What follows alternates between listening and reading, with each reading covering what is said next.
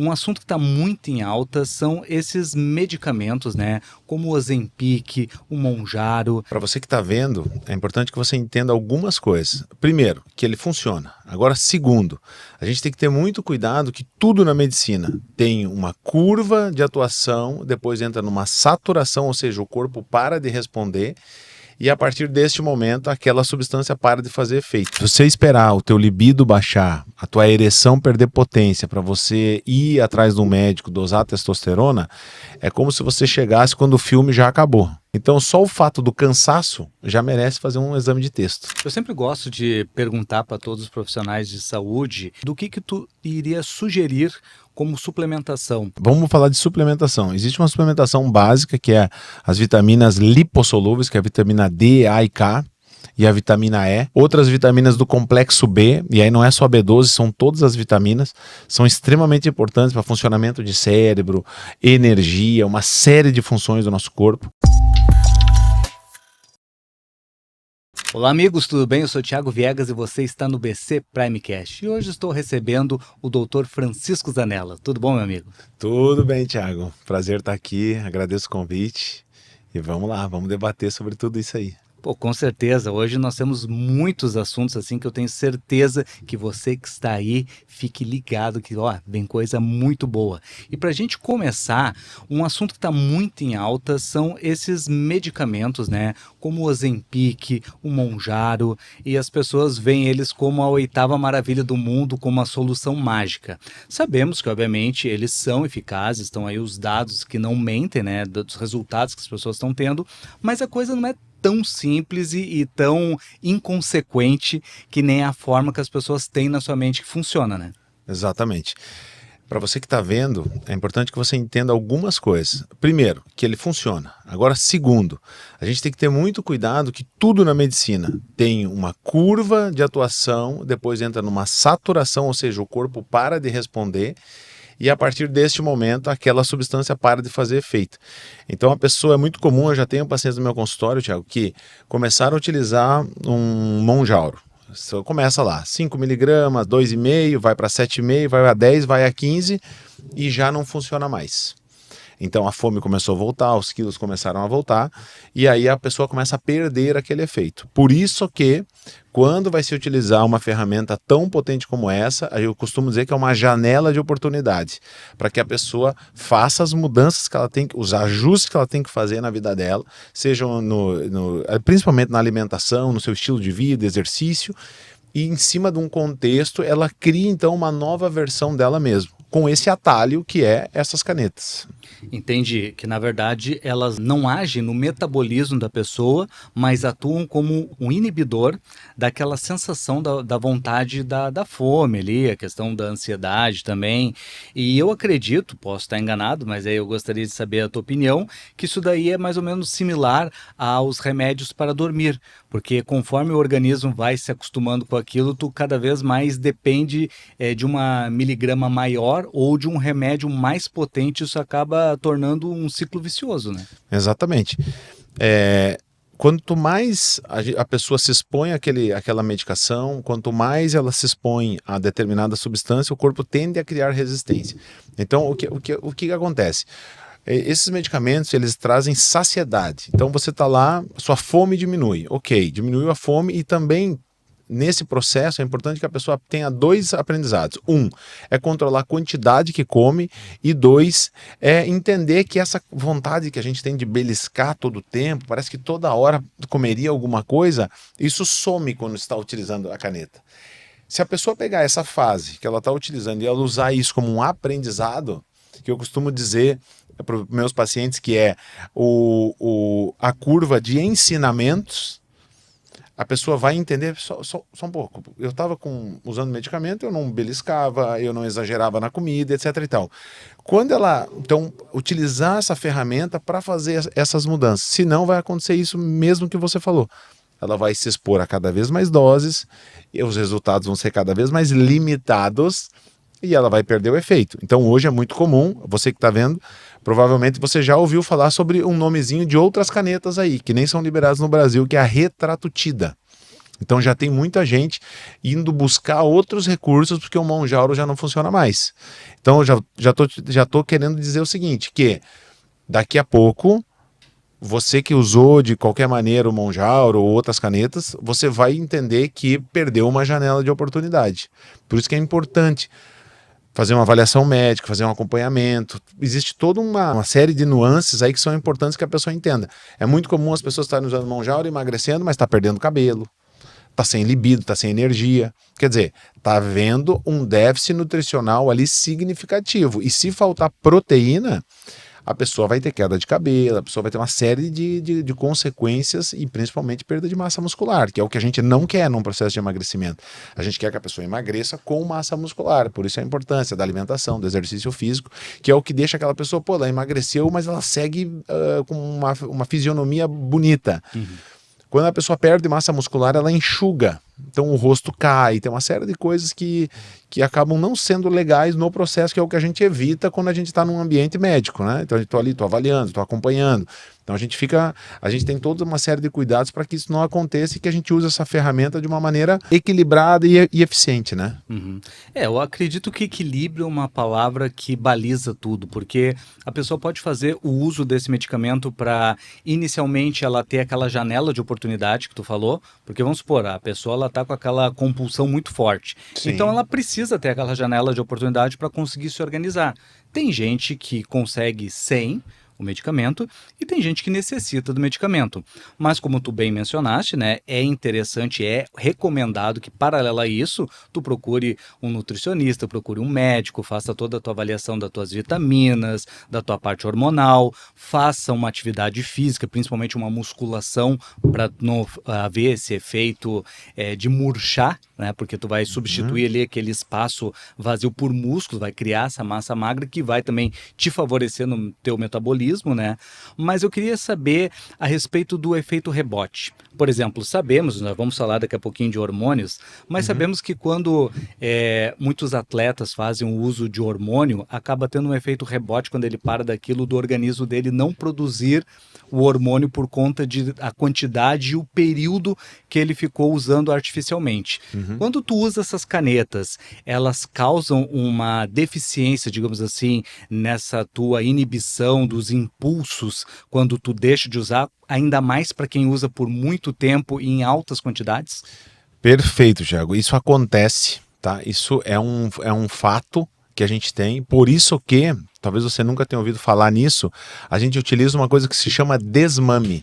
Tudo que a gente vai sair de utilização, a gente faz um desmame, que é uma redução gradual daquilo que se está te utilizando e buscando algumas alternativas menos químicas, vamos dizer assim, porque o medicamento ele é uma química que a gente está botando no corpo. Então, quando a gente está saindo dessa química, a gente tende a fazer um desmame, mas a gente também tenta trabalhar, aí entra uma fitoterapia, umas outras coisas que é para diminuir esse rebote que você estava falando. Porque, de fato, se a pessoa fizer assim, eu do nada parei aqui, como acontece com hormônios, como acontece com qualquer coisa, e as canetas, elas são uma espécie de hormônios, né? São peptídeos que acabam fazendo sinalizações como se fossem hormônios, e isso acaba sendo muito frequente na nossa prática. Então, se a pessoa não tiver... Às vezes até o médico precisa ser treinado para isso, né?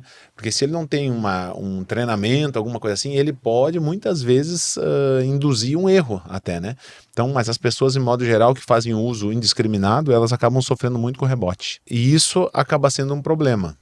Realmente me preocupa muito a má orientação por alguns profissionais.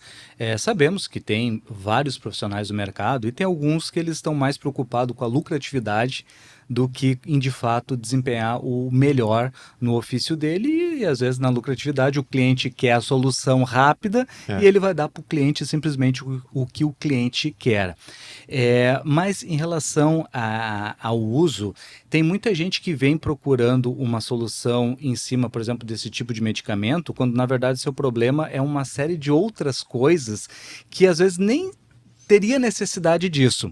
Quero te dar um exemplo para algo que a maioria da população não se atém, que é a parte de vitaminas. Obviamente sabemos que antes de buscar um automedicamento de qualquer coisa, tu precisa buscar um profissional. Antes de partir para comprar canetinha com aquele amigo que te consegue lá, tem os esquemas, tu procura o profissional de saúde que ele vai te orientar. A primeira coisa que tu vai fazer, vai pedir o exame de sangue ali, vai fazer toda uma avaliação do paciente e ver como é que tá as vitaminas dele. Aconteceu algo que eu comentei em off contigo, com o meu filho, que ele estava, um adolescente, ele estava bastante desanimado, indisposto, e a gente até estava pensando que estava fazendo manha, ou daqui a pouco poderia estar deprimido, mas quando foi fazer os exames dele, ele estava com a B12 muito baixa. Tanto que até foi receitado para ele em aplicação. Uhum. Então, daí que a gente parou para pensar, não, mas espera um pouquinho, daqui a pouco a gente não estava também atentando para a nossa vitamina, como é que estão nossas vitaminas?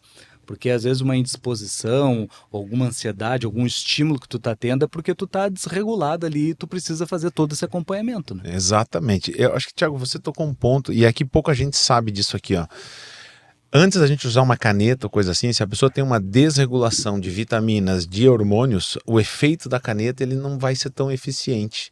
Porque, como a gente falou, que é uma janela de oportunidade, mas antes da gente fazer aquela introdução do medicamento que é mais caro, como essas canetas, a gente faz todo um ajuste antes, porque às vezes não é o timing daquela pessoa, né? Eu costumo dizer que o processo de emagrecimento, ele é extremamente complexo.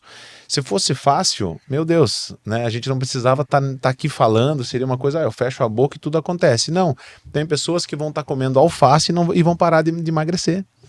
Então, é muito mais complexo que isso. Então, por isso que toda essa parte das vitaminas, toda a parte dos hormônios, porque isso infere tanto na nossa energia, no nosso funcionamento, né? Então, esse olhar assim mais completo é aquilo que faz os resultados serem melhores, né? Então, tecnicamente falando, é muito empolgante a gente falar, ó, vai ali, pega com o amigo a caneta, faz não sei o quê e tudo acontece. Para alguns acontece, para outros não. Para uns acabam tendo problemas, uns acabam tendo consequências disso.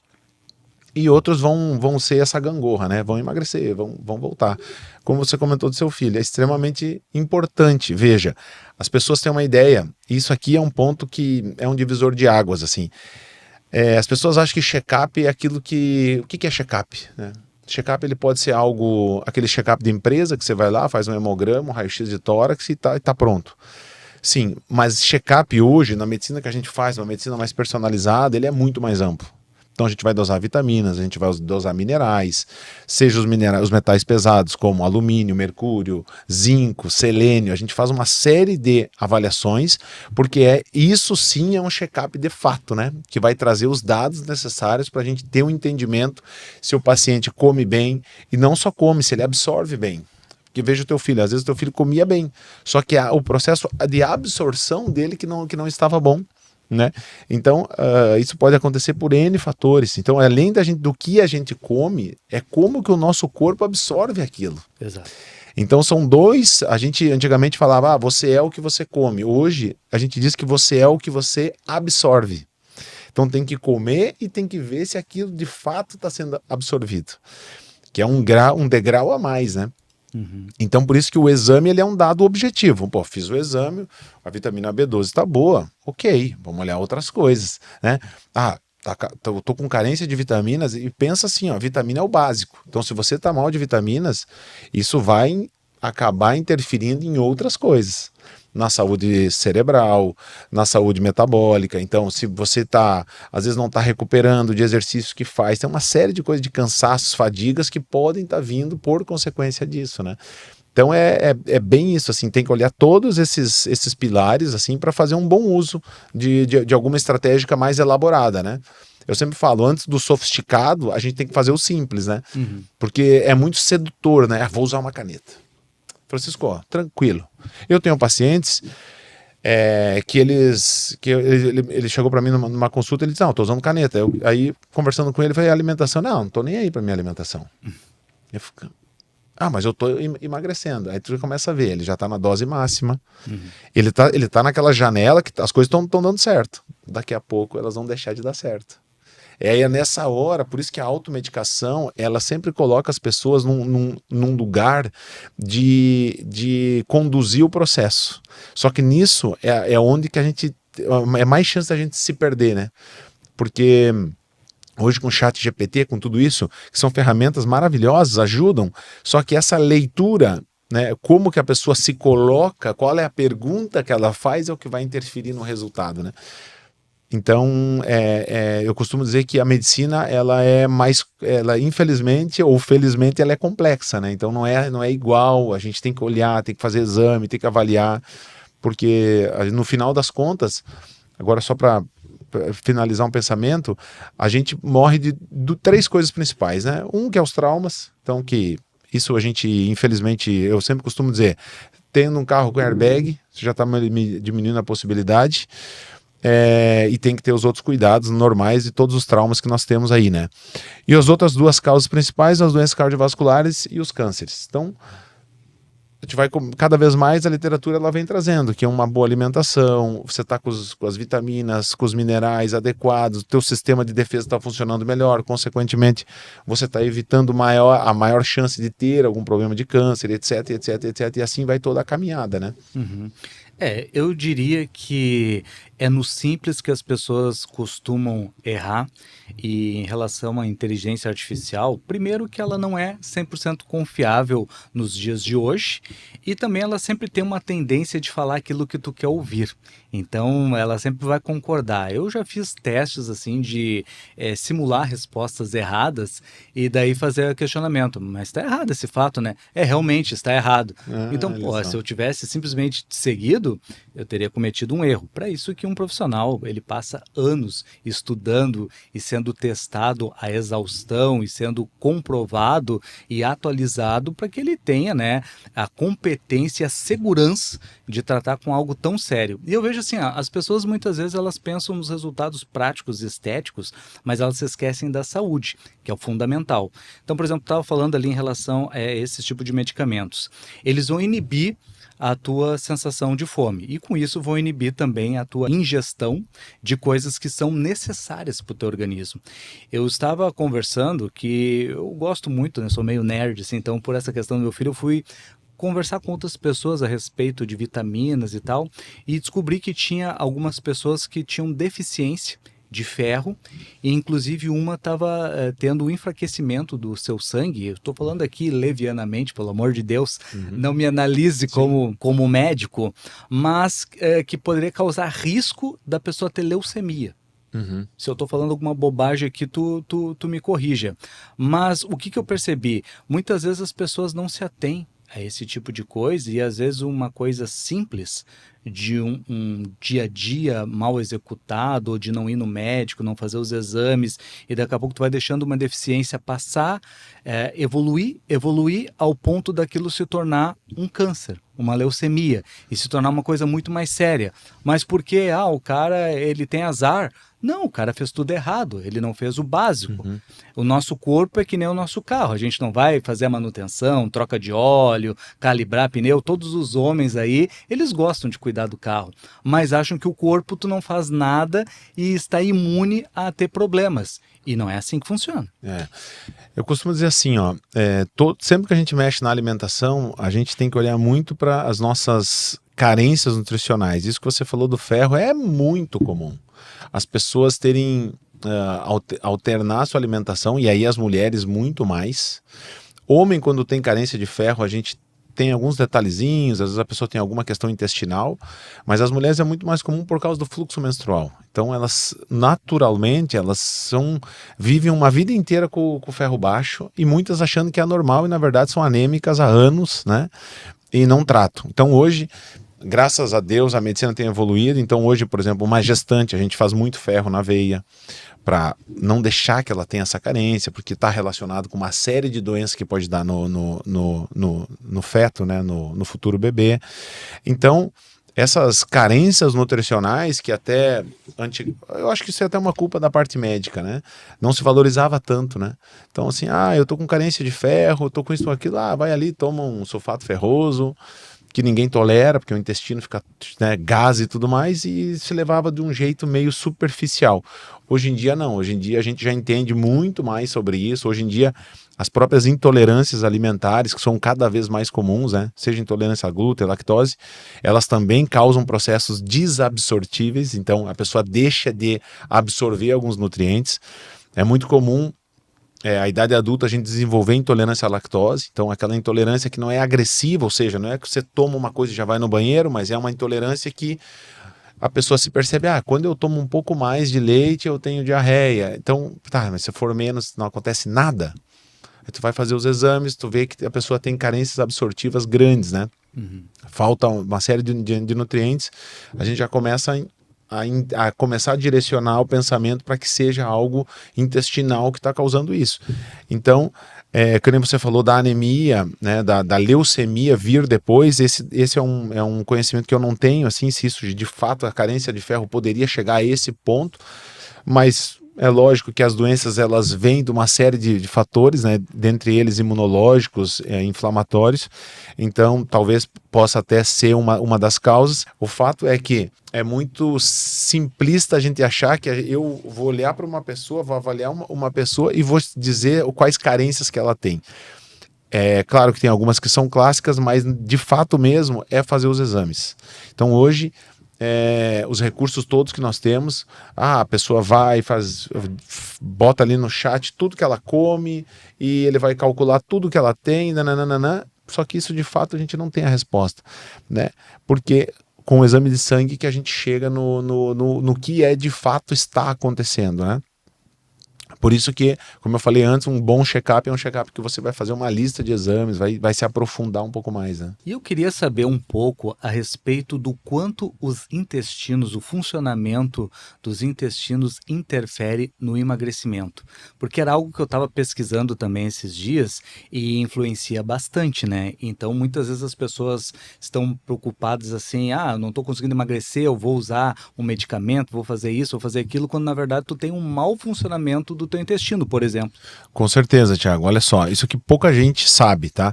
Mas o que é muito comum no uso de uma monjauro é a pessoa trancar o intestino, por alguns motivos. Um deles, diminui o volume de comida, automaticamente diminui o volume das fezes. Por outro lado, é muito comum a pessoa consumir pouca água, porque como ela tira essa vontade, tira a vontade de água também. Então a pessoa tem que fazer uma boa hidratação enquanto está usando. E claro, sempre a fibra, né? Então hoje a gente tem aí várias fibras, chia, psyllium, coisas que podem ajudar as pessoas, além como fruta, comer bagaço de fruta, etc e tal, para a pessoa ter um bom aporte de fibra junto com as saladas, etc. Porém, saindo desse contexto de quem está usando caneta, as pessoas que naturalmente já têm o intestino mais trancado, são pessoas que metabolicamente elas absorvem mal. Então, eu vou te dar exemplos. Eu tenho pacientes que fizeram, a gente faz um tratamento lá, só da gente fazer o intestino dele funcionar, ele emagreceu 6 quilos. Né? Então, assim, você começa a perceber que o intestino, além dele ser um segundo cérebro, ou seja, todos os nossos neurotransmissores no cérebro, eles vêm do intestino. Então, quando o intestino está funcionando bem, a tendência é que o nosso corpo inteiro funcione melhor. É fácil de você entender. Quando você está nervoso, o que acontece com o seu intestino? Ele segue reguladinho, normal? Não. Ou ele tranca, ou ele dá uns episódios de diarreia. Por quê? Porque existe essa conexão, né, entre o cérebro e o intestino. Então, a saúde intestinal, eu vou te dizer que talvez seja, Thiago, o mais desafiador. Porque tem a ver com disbiose, ou seja, as bactérias que nós temos dentro do nosso intestino. A gente vai lá, regula, faz exame e vai ajustando devagarinho. Só que existe níveis de dificuldade que tem pessoas que é extremamente difícil, né? Você investiga intolerâncias, você faz toda uma abordagem e a pessoa tem, muitas vezes, assim, por mais que você suplemente, você encontra dificuldades. Por isso que no intestino a gente vai fazendo muita tentativa e erro, né? Então a gente faz uma abordagem, vê o resultado, às vezes tem que fazer exames de SIBO, disbiose, uma série de coisas assim que são um pouquinho além, né? Porque eu sempre explico assim, ó, a minha primeira formação é radiologia. Então, eu sou acostumado a ver tomografia, ressonância, ultrassom, raio-x. Isso aí foi a minha primeira formação. Aí o que acontece? Quando você faz exames de imagem, você vê as estruturas. tu olha as estruturas todas ali, tá tudo bonitinho, certinho. Porém, a funcionalidade, que é como que o intestino todo está funcionando para chegar lá no processo final das fezes e aquilo acontecer, essa avaliação funcional ela é muito mais complexa.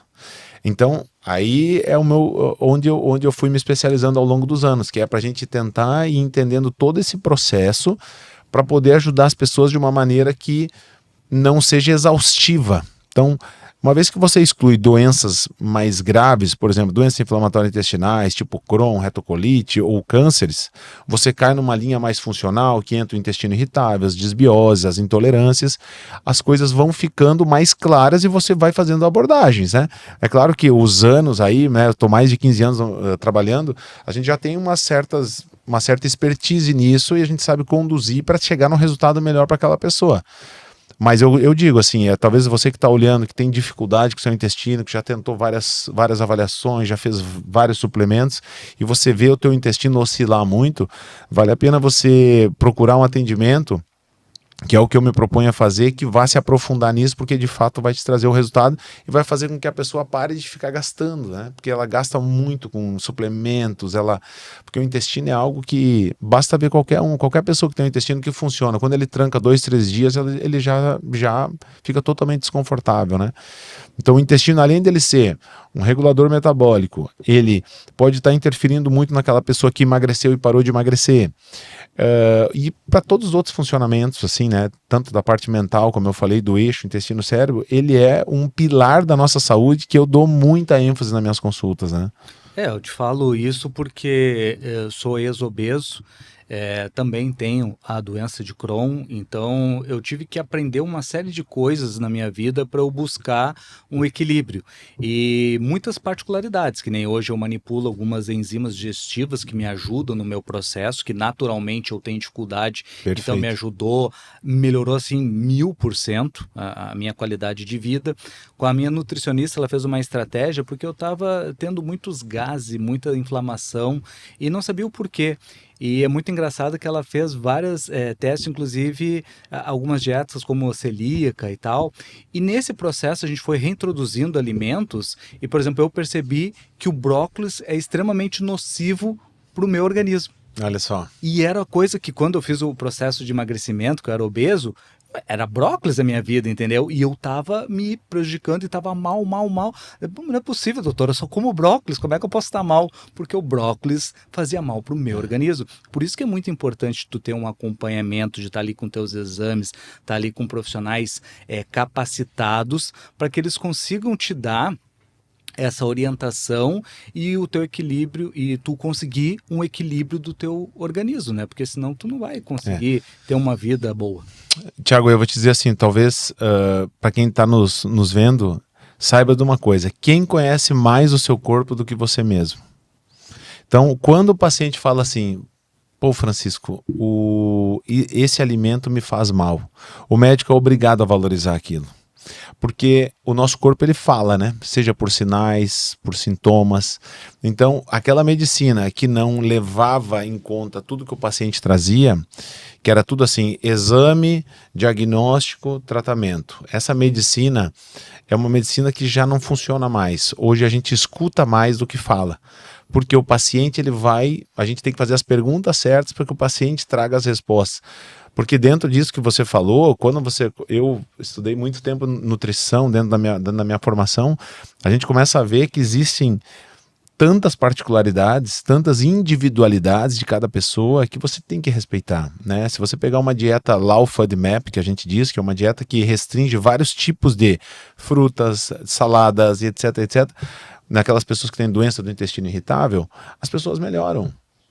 Então a gente começa a perceber, você que está assistindo, a pessoa diz assim, quando eu como melancia eu fico estufado. De fato você fica estufado, isso é real. Não é porque a melancia é uma fruta boa que ela não possa, para você, te causar gases.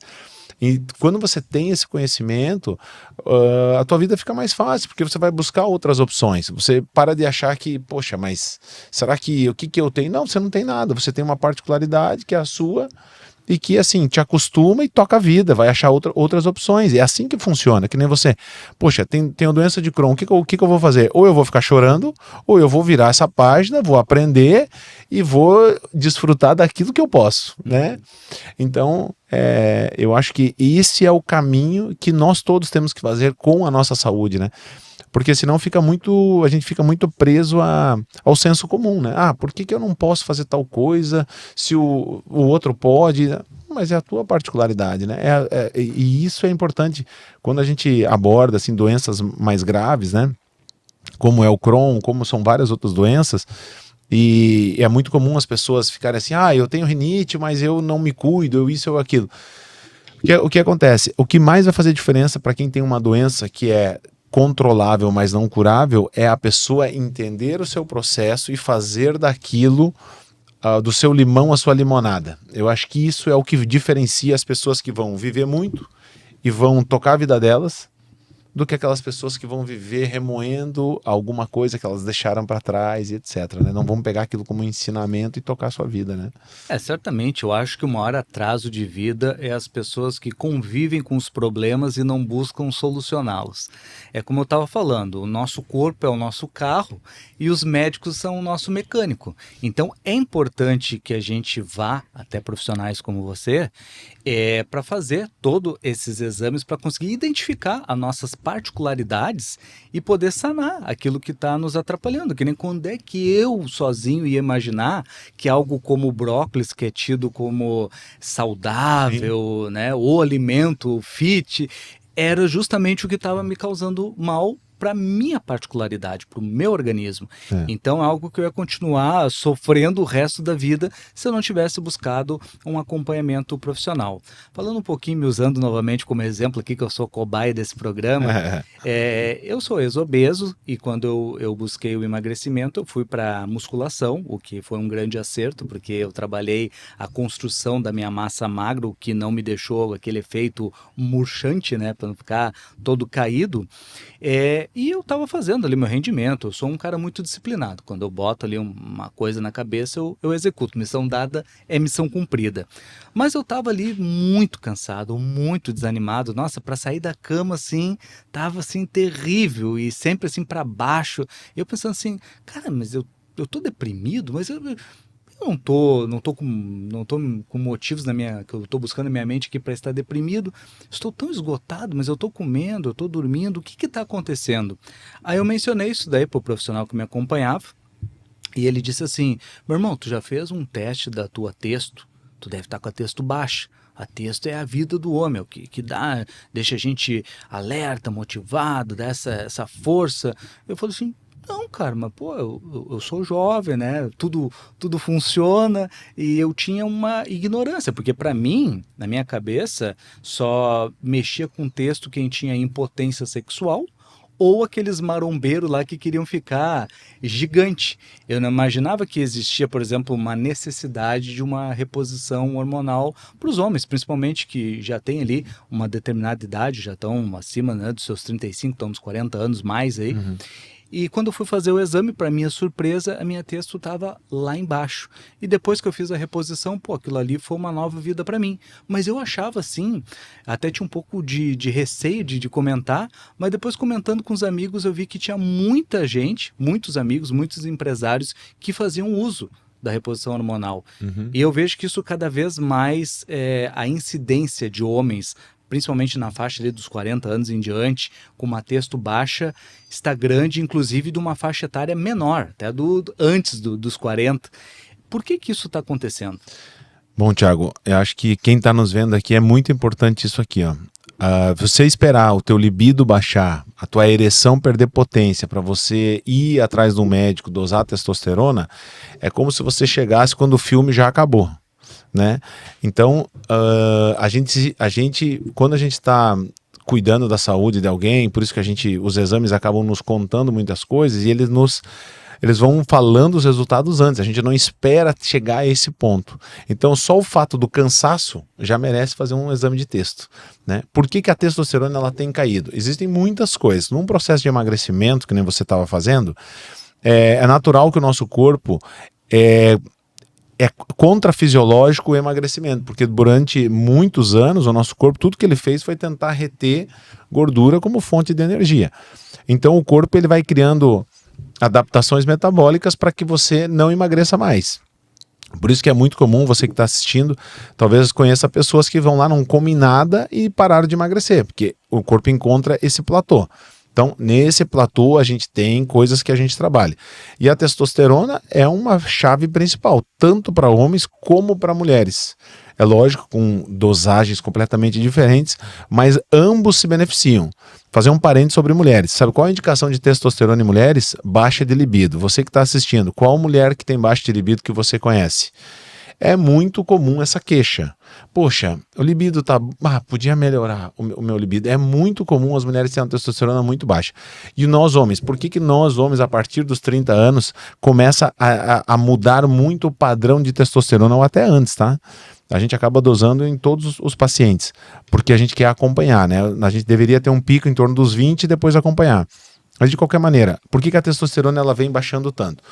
Se a pessoa tem muita gordura corporal, ele pega a testosterona e transforma em hormônio feminino, que é o estradiol. Isso é um ponto. Mas vamos lá, a pessoa emagreceu. O que é muito comum? Nosso corpo é como se ele fosse assim, ó, ele tem dois caminhos. Ou ele vai seguir o caminho da sobrevivência ou o caminho da reprodução. Quando a gente está num ambiente de estresse, o nosso corpo ele vai priorizar o quê? A sobrevivência. Então, você que tem 30 anos, 30 e poucos anos, e você está se sentindo cansado, isso aqui, você tem que olhar para a sua testosterona, porque o teu estresse que você vive pode estar impactando nisso. Junto com isso, vamos lá, a pessoa começa a dormir mal. Então, são dois fatores principais que baixam a testosterona. Um é o estresse. Então, o corpo priorizando a nossa sobrevivência. E o outro é muito comum, é o sono de má qualidade. Então no sono é onde a gente produz a nossa própria testosterona. O GH, né, o nosso hormônio do crescimento, acontece no sono profundo. Então quando a pessoa tem um sono muito superficial, aquela pessoa que acorda muitas vezes na madrugada, ela acaba afetando isso, ela acaba então não tornando o ambiente necessário para que o corpo dela produza testosterona. Então, são muitos fatores que fazem a testosterona baixar. O exercício físico, principalmente hoje, você sabe, né, exercício de perna ajuda bastante a produção de testosterona. Sim, existem suplementos que ajudam, mas existe todo esse contexto que é de estilo de vida, que é onde mais impacta, né? E a pessoa utilizar testosterona, agora vamos para o próximo capítulo, aqueles que já utilizam testosterona, tem que ter alguns cuidados de quem já utiliza. Por quê? Porque a testosterona, como você disse, ela é muito empolgante. Então é muito comum, você que está assistindo aí, talvez tenha alguns amigos que, não, minha testo eu preciso tomar uma por semana. Nós já estamos flertando com supradosagens. E essa supradosagem vai fazer estímulos a mais do que o nosso corpo precisa. O que eu estou querendo dizer? Estímulo excesso para o coração. E aí a pessoa começa a desenvolver uma hipertrofia cardíaca. Aí depois todo mundo lá vem com aquela conversa, eu tenho coração de atleta. Não, calma aí. Não, isso aí não é coração de atleta, isso aí é porque você usou muita testosterona por muito tempo. Então eu sou totalmente a favor da gente repor para quem precisa, né, fazer os ajustes que precisa, mas tem que ter cuidado para não se passar na dosagem. Por isso que quem está fazendo reposição hormonal, a gente sempre fala assim, até quando eu vou fazer, doutor? Até a próxima consulta. Porque nós vamos fazer exame, vamos ver quanto é que tá. Às vezes a testosterona ela tem um processo que ela empilha, ou seja, a pessoa pode estar com excesso de testosterona por um uso. Geralmente o uso de reposição, isso não acontece, 10, 14 dias. Mas a gente sabe que às vezes essa busca de ter um resultado e coisa, o pessoal acaba trazendo ela para fazer dosagens maiores e isso acaba pagando um preço alto quando não tem esse acompanhamento. Mas de fato que muda a vida, ajuda demais, né? É transformador e se for bem conduzido é uma bênção, né? Certamente, né? O homem, ele está muito alicerçado na testosterona, a questão da disponibilidade, da disposição dele, da energia. E falando um pouquinho a respeito das mulheres, só para a gente não perder esse gancho, principalmente as mulheres que estão ali na sua faixa já dos seus 35, 40 anos ou mais, que tem aquela queda natural de libido, que acaba atrapalhando muito o relacionamento dos casais. Isso aí está somente relacionado com a testosterona ou tem outros hormônios que acabam baixando na mulher também? A mulher, por exemplo, a mulher em idade fértil, a mulher que menstrua, presta atenção, ela tem vários fatores que interferem. Então, desde o estradiol, a progesterona. Então, quando a mulher está próximo de menstruar, ela está com a progesterona alta. Ela está se sentindo feia, ela não quer ter relação. O marido, ela está naquela fase. Então, a progesterona alta. A mulher na menopausa, ela já tem tudo, baixou. Então, já baixou o estradiol, já baixou a progesterona, já baixou tudo, inclusive a testosterona. Então, são contextos diferentes. Lá na clínica, a minha esposa, a Maíta, ela que atende mais as mulheres. Então, é muito comum as mulheres, em várias fases da vida, apresentarem-se com carências de hormônios ou, às vezes, até excessos. Então, hoje nós temos uma doença que predomina nas mulheres jovens, que é a predominância estrogênica. O nome é predominância estrogênica. Aí entra o lipedema, que é aquele aumento do volume das pernas, endometriose, uma série de outras doenças que vêm pelo excesso de estrogênio, causando aí também uma alteração de libido. Então, às vezes, nessa mulher que tem o excesso de estrogênio, você faz um ajuste de progesterona, ela fica bem. Porque existe uma proporção que faz a coisa acontecer. Por isso que a mulher é muito mais complexa que o homem. O homem é mais fácil, a mulher não. A mulher, ela tem fases, ela tem ciclos, ela tem toda uma nuances ali que são muito mais complexos do que a gente falar assim, dá testosterona que vai resolver tudo. Não é assim. O homem é mais fácil. O homem tende a resolver mais situações quando tem carência de testosterona. Porém, a mulher não. A mulher tem que fazer uma série de ajustes assim, porque às vezes você vai dar só uma testosterona, mas ela vai ter calorões, por exemplo, ela não vai se sentir bem. Ela vai ter pouca secreção vaginal, então ela também precisa do hormônio feminino para ela ter uma saúde feminina melhor, né? Então, tem esses detalhezinhos assim que as mulheres... Mas como eu disse antes, as mulheres que estão sofrendo aí com falta de libido, procurem ajuda, porque é uma mudança assim espetacular, né? Os casais que a gente atende, eu atendo os homens e a minha esposa as mulheres, a gente vê eles depois assim, os depoimentos são incríveis assim, né? Porque volta a ter uma atividade sexual mais saudável, volta a ter um libido. E outra coisa que é muito legal, Thiago, muitas pessoas não sabem disso. Quando a gente está com os hormônios mais adequados, a intensidade do orgasmo aumenta. Então é muito comum as pessoas falarem assim, pô, Francisco, e se quando a pessoa começa a lembrar assim, nossa, o meu orgasmo mudou a intensidade do orgasmo. Então isso, quando aumenta essa intensidade do orgasmo, a pessoa começa, obviamente, a ter mais prazer com aquilo. Então também é um benefício que vem quando a gente regulariza isso, assim. Então a pessoa se sente mais, mexe na autoestima, né? A atividade sexual, ela é um vetor de saúde. Então, aquela pessoa que está, eu não falo mais disso, não penso mais disso com a minha esposa, não. A ideia é que, vamos dizer assim, as coisas estejam animadas naquele casal, porque isso é um sinal de saúde, é um vetor de saúde, né? Sim, é algo que interfere diretamente nos relacionamentos, né? Muitos relacionamentos acabam se rompendo por conta, né, desses problemas, que é algo que pode ser tratado, é simples de ser tratado, desde que procure auxílio médico. E é engraçado, né? Quantas pessoas se recusam, ainda mais nos dias de hoje, né, a procurar uma ajuda, né? Então, tu vê muita resistência ainda das pessoas de ir atrás, mas tem os profissionais para ajudar a resolver isso. Tem muita gente que acha que é uma bobagem a questão do lazer, o sono. O empresário pensa assim, não, eu tô aqui na produtividade. Eu trabalho das 6 às 6, comigo não tem finais de semana, não tem lazer, não tem nada, porque eu tô performando. Enquanto os outros estão dormindo, eu estou performando, estou à frente. Quando, na verdade, ele está se sabotando, né? Muito dos sintomas que nós temos, muitos dos problemas que nós temos, está relacionado a um mau sono, e nós estamos comentando aqui em off também a falta de um tempo de lazer, ainda mais somando uma grande pressão que nós vivemos hoje em dia, muita ansiedade, muito estímulo, né? Essa explosão de dopamina das telas. Eu queria que tu falasse um pouquinho sobre qual é que é o impacto da falta de sono e também da falta de lazer no nosso organismo. Tiago, essa tua pergunta é uma pergunta incrível, assim, porque é muito comum eu atender pessoas no meu consultório e eu perguntar assim, qual que é o teu hobby? Você que está me assistindo aí, qual que é o teu hobby? A pessoa vai dizer assim, pô, Francisco, eu não tenho hobby. qual que é o conceito do hobby? É você fazer algo que você não pense em outras coisas. Então hoje a gente vive aqui em Balneário Camboriú, na praia. Poxa, tem tanta coisa legal que a gente pode fazer, né? Esse contato com a natureza, que é o grounding, que os americanos falam muito. Ou seja, isso tudo são coisas que mexem com o nosso cérebro. Então, a pessoa ter hobby, a pessoa fazer atividade física no sol, isso tudo faz com que o cérebro dela oxigene mais. Então, hoje, esse exemplo que você deu do empresário que trabalha muito, que isso, onde que ele vai terminar essa história? No burnout, que é quando a pessoa não aguenta mais aquilo que ela faz, ela quer se livrar daquilo, né? É muito comum as pessoas entrarem em burnout por trabalhar num ambiente tóxico. Então, hoje, tu vai pegar aí, você que é funcionário público que está assistindo, é muito comum o funcionário público ele não poder mudar o trabalho dele. Então ele vive aquele ambiente que ele não gosta, ambiente com pessoas que talvez ele não gosta, tóxico, né?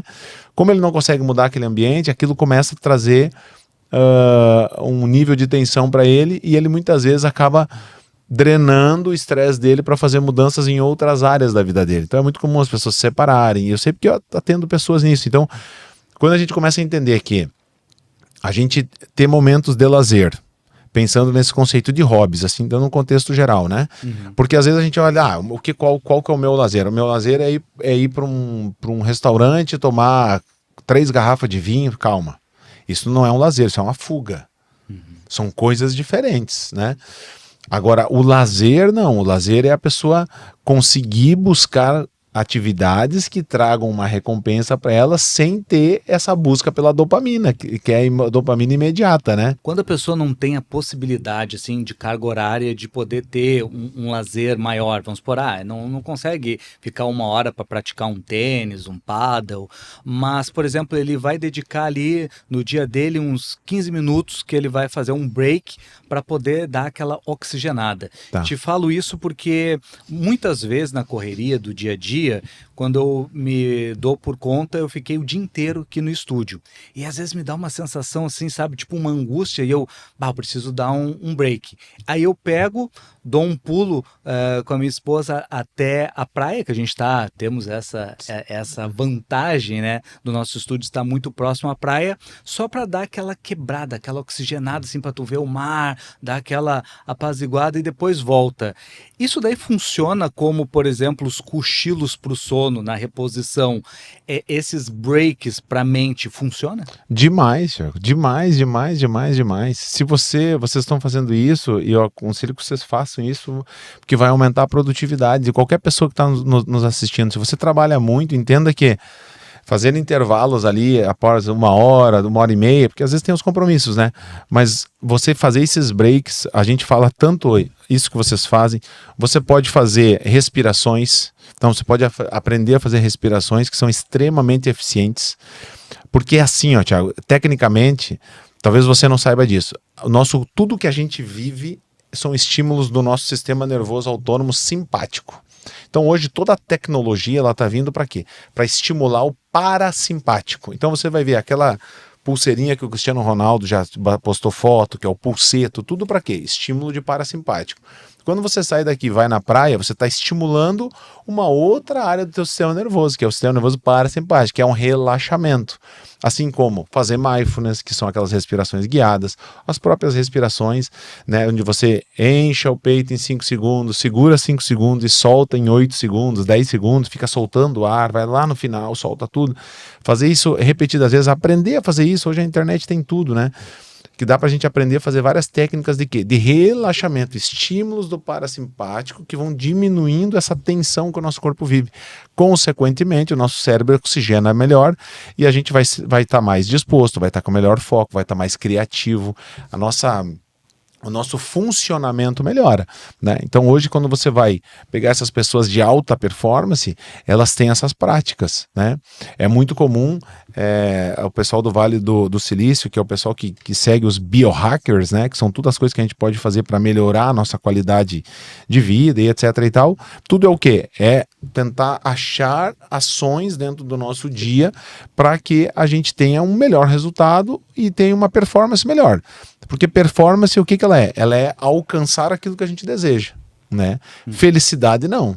Felicidade é a gente estar satisfeito com o que a gente tem.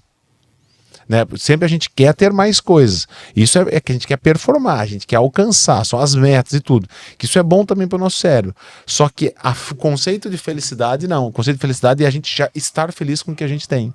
Né? Então, quando a gente começa a entender essas dinâmicas do nosso cérebro, são coisas que vão nos dando ferramentas para que a pessoa consiga conduzir o dia dela de uma maneira mais sensível, vamos dizer assim, a todas essas possibilidades. Porque se você for pegar até no meio médico e outras áreas, eu já tive experiências pessoais, assim, no ano de 2014 eu fiz 100 plantões noturnos. Nossa. Olha isso, 100 plantões noturnos. Eu fazia fixo segunda e quarta e um final de semana por mês que eu entrava na sexta e ia na segunda. Era algo assim, mas na época eu não achava. Tava numa fase e tal da minha vida, etc. Então, a gente vai entrando em situações de trabalho, de workaholic, disso tudo que é sedutor. A gente é de uma época, né, que, nossa, isso era significado que você estava indo bem, né? Hoje em dia, qual que é o conceito de bem-sucedido? É o cara que é o wellness. É o cara que concilia trabalho com lazer, que consegue... não é isso? Exato. Não é mais aquele cara que entra no escritório às 7 horas da manhã e sai à meia-noite. Pô, esse cara aí... o conceito já vem mudando, essa geração ela vem trazendo esses conceitos, né? A gente já vem de uma geração que era mais de você tem que trabalhar, você tem que trabalhar, você tem que trabalhar, porque hoje em dia, se você quiser, você trabalha 24 horas. Antigamente não, né? Não tinha nem telefone. Sim. Então chegava às 7, 8 horas da noite, acabava tudo, para todo mundo. Ninguém ia te incomodar depois, que outro ia ligar para... Hoje não, hoje o acesso da internet, se bobear, a gente pode ficar... o dia inteiro tem alguma coisa que você pode fazer, alguma coisa, e a gente não tem esses momentos de lazer, essas pausas que são extremamente estratégicas. Inclusive os japoneses utilizam isso, até porque o japonês tem uma disciplina muito grande no trabalho. Enquanto ele está no trabalho, ele está no trabalho.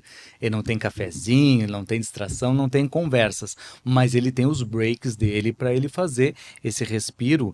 E eu percebo que tem muita gente, às vezes, que manda comentários para mim, que acha assim, pô, que folga, hein? Tá aí, viu teu stories, tu ia se ler na praia e tal, que mordomia, que marajá. Mas na verdade não, a gente trabalha muito e aquilo ali são pequenos breaks. Mas o que eu percebi? Que esses pequenos breaks, eles aumentam muito a nossa produtividade. Porque daí a gente sai daquela tensão, consegue dar aquela oxigenada e tu já tá muito disposto para poder performar, porque às vezes tu fica na frente de um computador ou trancado no escritório ali, e às vezes tu fica horas ali, mas a tua evolução, a tua progressão, ela é muito baixa. E não se trata da quantidade de tempo que tu vai dedicar para isso, mas sim de tu dedicar um tempo para isso. Então eu acho muito interessante. Outra coisa que eu passei a adotar também, que eu notei assim que foi muito significativo para a nossa saúde, para o nosso bem-estar, é ter o contato com o solo. Eu estava vendo alguns estudos de um médico a respeito do contato, né, direto da sola do nosso pé com o solo, que é algo que, por mais bobo que possa parecer eu falar aqui, mas para contar quantas vezes tu colocou o teu pé no solo nos últimos dias. Muita gente daqui a pouco vai dizer assim, nenhuma. Sim. E é uma coisa também que a gente utiliza do recurso de ter a praia aqui, mas pode fazer a aplicação que tu fizer dentro da tua realidade, de ter caminhadas com o pé diretamente no solo. Quais os benefícios que tu pode ilustrar disso? Nossa, Thiago, isso tem um conceito de grounding. Os americanos chamam de grounding, que é esse contato com a natureza. Isso é algo que até eu falo para os meus pacientes, você que está assistindo aí, vai dar uma caminhada na praia, caminhou lá 45 minutos. Os últimos 10 minutos, tira o calçado e vai caminhar com o pé na areia, de preferência perto da água. Né? A água do mar, ela também tem benefícios, né? Então, esse contato com a natureza, essa coisa do aterrar, né?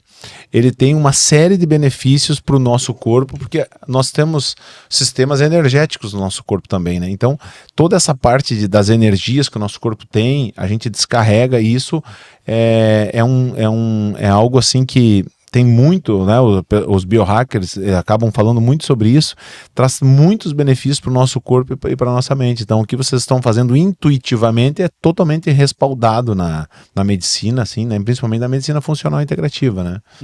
É muito legal. Seguindo, né, nessa linha, inclusive queria mandar um abraço aqui pro nosso amigo o Tonton, que é um biohacker, um nutricionista, um cara que nos Incrível. ensinou muita coisa, e uma das coisas que ele nos ensinou são alguns hábitos, né? Esse daí do aterramento, do contato com o solo, e outro também de manhã. A primeira coisa que nós fazemos é a raspagem da nossa língua com um raspador de cobre e a hidratação. Então a gente sempre tem uma garrafa ao lado da nossa cabeceira ali e 500 ml de água a gente faz antes de começar o nosso dia, antes de acordar, que essa água ajuda no funcionamento do intestino. Então logo no começo do dia tu já ir, né, até o banheiro, já conseguir ter esse momento ali, e isso daí acaba causando, digamos assim, um bem-estar muito maior, por exemplo, ao longo do dia, que tu não fica constipado, vai tomar um café muito mais disposto. Eu queria que tu falasse um pouquinho sobre essa importância, né? Tanto da parte da raspagem da língua ali pela questão das bactérias, quanto dessa hidratação logo no princípio da manhã.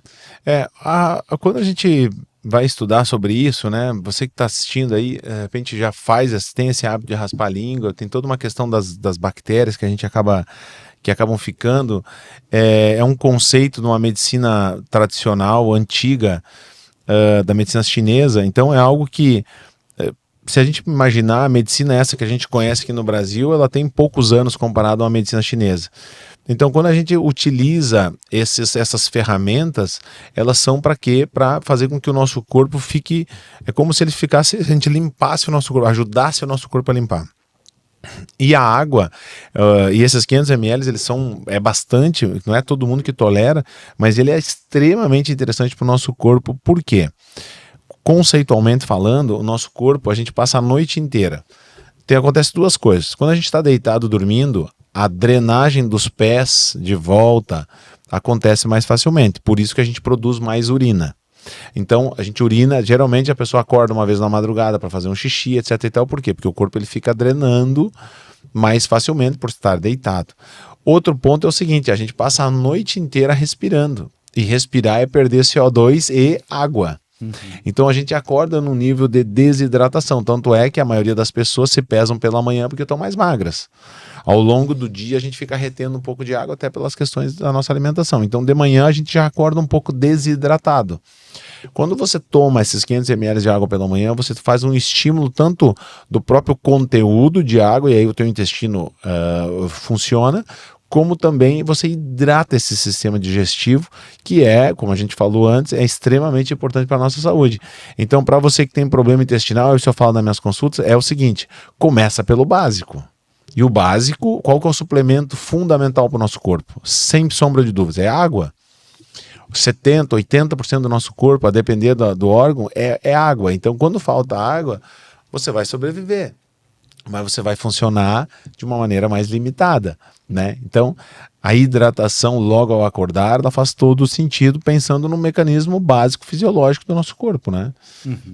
Eu sempre gosto de perguntar para todos os profissionais de saúde as suas dicas, né, daquilo que eles consideram o essencial, óbvio, num aspecto geral. Não estamos agora, eu sei que tu é um cara que trabalha muito em cima do indivíduo, né, de um plano personalizado baseado nos exames, mas vamos pegar um contexto comum do brasileiro, né? Vamos pegar da nossa região aqui, do que tu iria sugerir como suplementação. Então, por exemplo, quais as vitaminas que mais comumente deveriam ser repostas, que o pessoal normalmente tem deficiência, e mais alguma coisa que tu acharia interessante?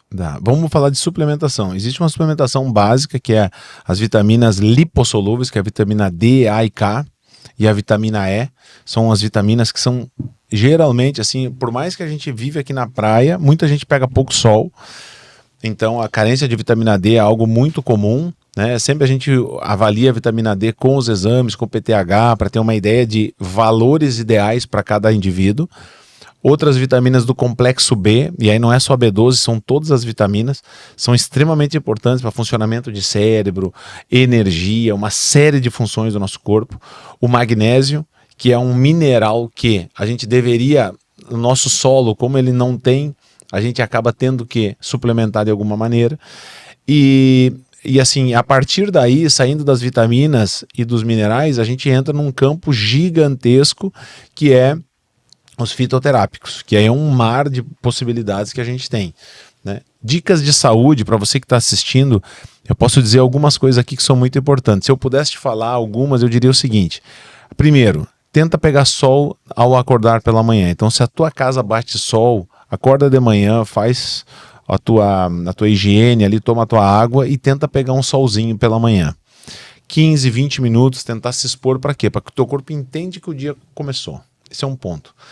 Outro ponto que eu costumo dizer é assim, tudo que você puder fazer a pé, você faça a pé. A contagem de passos que os relógios, que o celular contam, a gente sabe que acima de 5 mil passos no dia você deixa de ser sedentário. Quanto mais próximo de 10 mil passos por dia, você está praticamente fazendo um aeróbico. Só nesse lá para cá. Então, contar passos é uma outra ferramenta, um dispositivo que nos ajuda a pessoa se convencer que, poxa, hoje eu só fiz 3 mil passos. Não. Pô, posso fazer isso, fazer. Então, isso são ferramentas, os smarts nos ajudam para isso. Outro ponto que é muito legal, que eu falo muito sobre isso, é a pessoa jantar o mais cedo possível. Se você jantar 3 horas antes do horário que você vai dormir, você vai ter um benefício do seu sono. E aqui vem a segunda parte, que é a mais difícil. Se você conseguir diminuir o carboidrato da noite. O carboidrato da noite, ele impacta no nosso sono, naqueles sonos profundos que eu estava falando. Então, à noite, o ideal é nós ter uma janta com uma proteína de qualidade, seja um ovo, uma carne magra, e uma saladinha, uma verdura, dentro daquilo que a pessoa tolera. Isso seria assim, ó, um bom café da manhã, com ovos, um abacate, uma fruta e à noite uma janta leve, são 2 pilares da nossa alimentação que vão trazer um impacto gigantesco. Só um parênteses em cima disso que tu estás falando. A janta, quando tu fala em janta 3 horas antes, tu está falando a ingestão de qualquer coisa. Por exemplo, assim, tu tem a tua refeição e depois não pode comer uma maçã. Não, assim, ó, Thiago, o que a gente diz, né? São tudo momentos que cada um está vivendo. Então vamos lá, vamos partir do pressuposto daquela pessoa que janta 9 horas da noite e come um hambúrguer. Nós vamos trazer a janta dela para 7 horas da noite, ela vai vai fritar um bifezinho, um franguinho, alguma coisa, vai ferver uma verdurinha, tal, e ela vai comer, ela vai ter fome depois. Aí a gente coloca um chazinho, a gente coloca uma fruta, a gente pode até colocar um whey protein, a depender das necessidades daquela pessoa. Com o passar do tempo, a tendência é que a pessoa não precise mais comer depois, porque quando você adequa a quantidade de proteína necessária do dia, a fome vai embora. Então, se você chegar de noite com uma proteína adequada, você vai ver que você vai jantar às 7 horas, 7 e pouco, depois você vai, quiçá, tomar um chazinho, alguma coisa, mas já não vai ter essa necessidade de buscar a ceia. Isso acontece muito. E qual que é o legal disso? Imagina, você jantou 7 horas da noite, 7 horas da manhã já dá 12 horas de jejum. Então, o básico é nós tentarmos ficar 12 horas de intervalo em um momento do dia, sem comida, para deixar o nosso corpo metabolizar. E, claro, eu sempre incentivo as pessoas a se conhecerem no jejum também. Então, depois, com o passar do tempo, você vai individualizando. Mas, assim, dicas gerais, se a pessoa conseguir jantar mais cedo, ela já vai ter um benefício muito interessante, inclusive para o sono. O sono, ele é completamente diferente, né? Então, infelizmente, culturalmente, a nossa janta foi cada vez ficando para mais tarde, né? Os eventos, o social e tudo mais. E tá tudo bem aí, né? Eu sempre falo isso, ninguém aqui, a gente tá sempre buscando o equilíbrio. Então a pessoa vai lá. Agora eu sempre digo assim, no teu ambiente controlado, que é a tua casa, tenta usar isso, ser disciplinado, né? Eu brinco que todo mundo quer ter o corpo do Cristiano Ronaldo e quer ter a vida do Cristiano Ronaldo, mas não quer pagar o preço que ele paga, né? Agora, recentemente, o chefe de cozinha dele falou o que ele come, né? Extremamente simples. É isso aqui que eu tô dizendo. Agora, quem faz isso? Ele faz isso. Imagina ele ir no melhor restaurante que tem e pedir um franguinho com a verdura. Sim. Talvez a gente não teria essa disciplina. Mas ele tem. Então, quando a gente começa a ver, assim, o caminho, ele já está desenhado. Mas a gente pode encontrar um ponto de equilíbrio nisso, né? Então, eu tenho alguns... Eu sempre falo assim, a coisa que funciona muito é a família combinar, assim, qual o dia que nós vamos comer uma coisa diferente? Sexta-feira. Beleza. Sexta-feira faz uma coisa diferente. E não deixa, assim... aberto, porque senão um quer na quarta e come na quarta, o outro quer na sexta. Então não, tenta organizar, porque quando a alimentação ela é o pilar mais difícil, mas ele sempre necessita de quê? De organização. Então assim, agora, toma aqui, o que você vai comer à noite? Você sabe? Se você sabe, você se organizou. Você vai fazer uma escolha melhor. Agora, não sei o que eu vou comer. vai acabar pedindo alguma coisa, um lanche, e a tendência de pedir algo mais calórico é muito maior, né? Ah, certamente, né? Disciplina, não pode fazer da exceção regra. E uma coisa que eu posso falar com base própria é sempre antecipar os instintos. Então, eu sempre sou um cara que eu tenho ali uma fruta de baixa caloria, uma fonte de proteína à mão, porque eu sei que quando bater a fome, eu vou ter algo bacana para eu estar consumindo do que eu cair na tentação de comer ali um carboidrato simples ou algum açúcar, alguma gordura. Mas, doutor, quando o papo é bom, o tempo voa. Eu estava dando uma olhada aqui, o nosso tempo já bateu na trave. Eu sei que tu tem uma agenda bem cheia, não vou deixar os teus clientes esperando, mas queria agradecer demais pela tua participação. Já fica aqui o convite, que tem outros assuntos muito bacanas para a gente tratar aqui, que eu tenho certeza que o povo vai gostar demais de estar sabendo. E para a gente fechar aqui, eu queria só que tu colocasse novamente a importância de ter um acompanhamento médico e que exames e check-up não é para admissão de trabalho, admissão na academia, e é uma coisa muito mais complexa e muito mais completa, e tá aí a chave. Pô, a gente trouxe aqui muitos problemas que a pessoa pode solucionar com isso. Para você que está assistindo, você tem que entender o seguinte: saúde não é ausência de doença. Então, se você não sente nada, não significa que você está saudável. Saúde entra, você está disposto, você está com libido, você está com energia, você está fazendo atividade física e não está ficando com dores musculares por 3, 4 dias.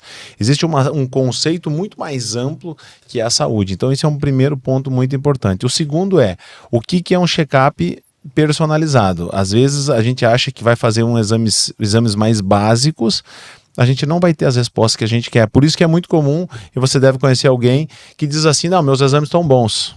Tem muita gente magra com gordura no fígado, com uma série de outros problemas. Só que gordura no fígado não dói, né?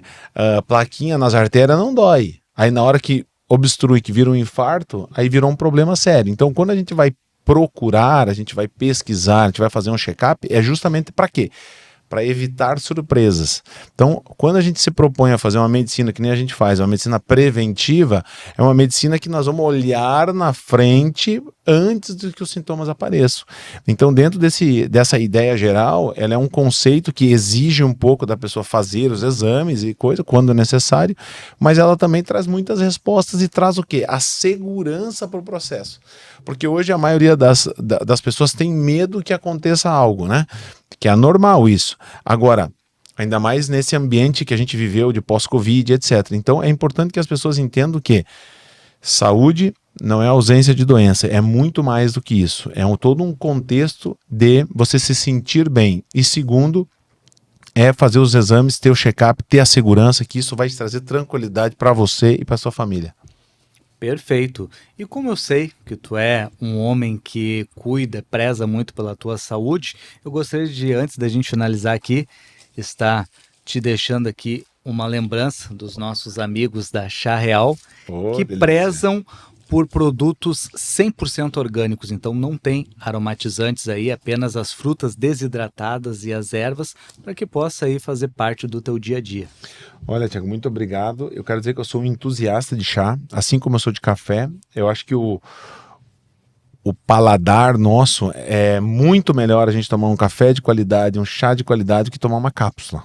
Então, a experiência que um chá, um café traz para o nosso corpo e para a nossa mente é totalmente superior, ainda mais quando é coisa de qualidade assim, né? Com certeza nós vamos apreciar lá em casa. Muito bom. Certamente. Muito obrigado mais uma vez pela tua participação. Em breve esperamos estar conversando sobre os demais temas ficarem abertos. E para você que nos assistiu até agora, gostaria de agradecer imensamente a sua audiência. Eu acho que esse conteúdo e toda essa aula vale o teu like. Coloca aqui nos comentários quais são as dúvidas que ficaram na sua mente após esse bate-papo e se inscreva no canal. Tem conteúdo inédito toda semana. Nos vemos numa próxima. Até mais!